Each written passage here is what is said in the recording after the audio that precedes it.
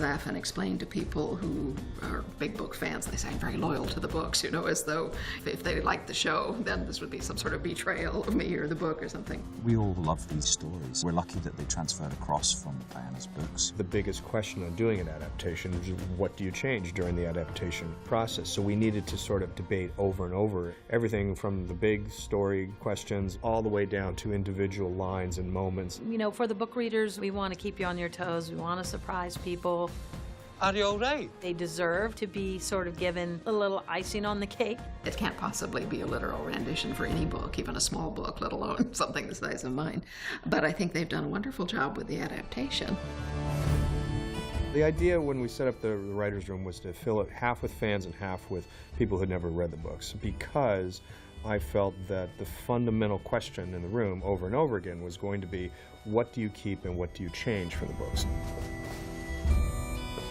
A book has unbounded room. I have all the room that I want, and I use it. You know, when I write a book, it's sole authority. It's me. I'm God. I can do anything. As an example, Diana, who can write something as simple as Jamie and Claire ride up to Lollybrock. That would take Diana all of a millisecond to write. That would take us 200 people traveling 30 miles. It would take art department a week just to dress the set. That would take a half a day to shoot. So we have to take into account what we can do.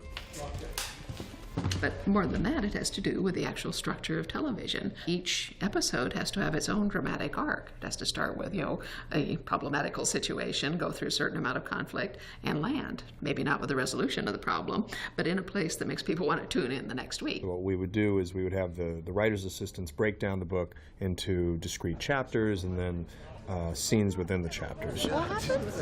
We arc out the season and say this will have to happen, and then we go into the individual episodes. And things flow back and forth. And then I would start saying, all right, well, this is probably hour one, and you'd start almost arbitrarily dividing it up into 13 episodes. Sometimes events don't lead one to the other, so you start reordering it, and you say, well, what's the end of the episode? What's the dramatic arc of this episode? What's the theme of this episode? What's this really about?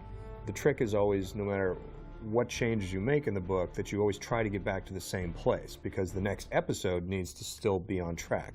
The writer's assistants also transcribe all the dialogue from the books for us, so that each writer of each episode has the actual dialogue from the book, which, you know, we're free to use or not. Life with you is certainly never dull, Sassenach. I shall endeavour to be more dull if that would suit you better. I was wondering how they would start the second season, because the book is very interestingly structured. Claire's main story is the central part of the book, but there's a very complex framing story on either end of the book, which takes place in a totally different time period. And I was wondering how the heck they were ever going to film that. The answer to which is they didn't. Originally, at the end of season 1, we were going to have Jamie and Claire sail off into the sunset and have a knock on the door and have it be Claire showing up at Roger Wakefield's house with Brianna. We decided not to do that.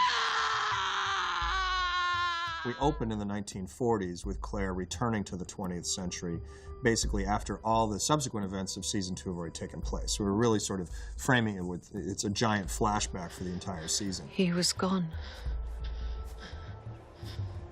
They were all gone. After where we left off season 1, to then open with Claire coming back through the stones and with Frank, I mean, it's so jarring. What happened? Where are we? How did we get to this point? How? Claire? And then going back and sort of telling that story up to the point where she does make that decision, bringing the Brianna story in the 1960s to the end. I like the way that that's told. We're not an if show, we're a how show. It's only how did Claire get back, and why did she leave Jamie? Why would they ever leave each other? Because we do the turn on the hand, it's such a brilliant transition. She's with Jamie, we know they got to France.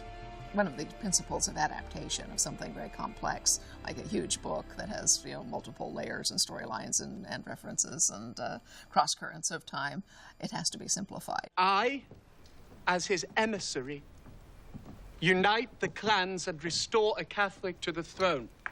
Must we talk politics? In the book, in Dragonfly, The Paris storyline is told from Claire's point of view. So Jamie leaves the Paris apartment and goes off and has adventures and meetings with Prince Charles and does things that we never see. You only hear about it when Jamie returns to Claire. So right away we said, okay, we're going to follow Jamie to do those things. So suddenly you were going to have to go see him at the brothel. You'd have to go see him at the wine office and so on. So right away you're doing a different version than the book events. So we highlighted the mission to change the future and the military stuff. His Majesty is intrigued by the idea of the wealthy English patriots who are pledging such a substantial amount to your cause. We felt a responsibility to beef that up a little and make sure that people didn't just go, what are they doing in France? Tonight could be a turning point for us. I believe it will be. That said, we did try to maintain all the big key moments from the Paris storyline. You know, the attack, on the street, the dinner party. Qu'est-ce que c'est? Meeting Saint Germain. Madame.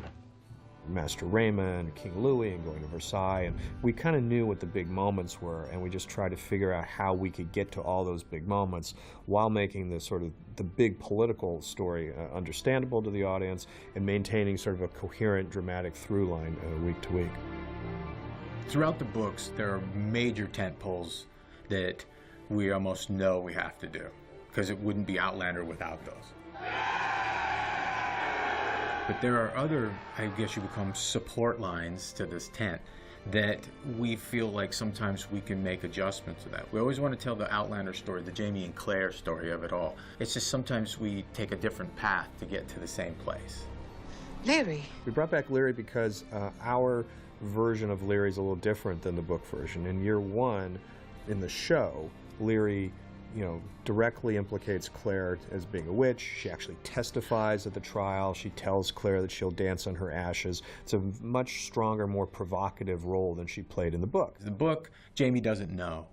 He never knows what Leary did to Claire. The issue we were having is that they're such a close couple. Why didn't Claire tell Jamie this?